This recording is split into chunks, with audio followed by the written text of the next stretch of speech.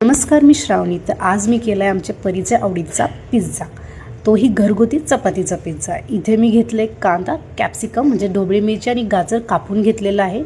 पीठ घेतले चपातीचं, त्याला आपण व्यवस्थित लाटून घेऊया आणि त्याच्यात करू ॲड आपण एक चीजचं स्लाइस तुम्ही दोनही ॲड करू शकता. त्याला आपण व्यवस्थित लाटून घेऊया. आता जास्त पातळी नाही करायचं आपल्याला.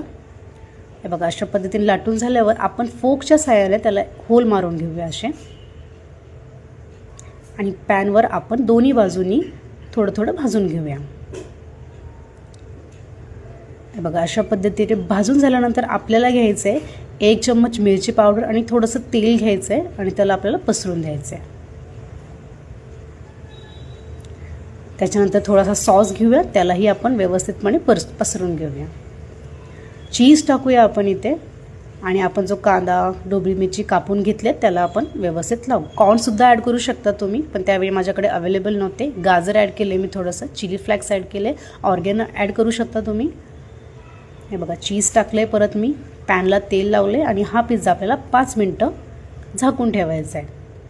हे बघा, अशा पद्धतीने मस्त आपला पिझ्झा रेडी आहे. तोही चीजी पिझ्झा, घरगुती पिझ्झा आहे. तुम्ही लहान मुलांना देऊ शकता. थँक्यू.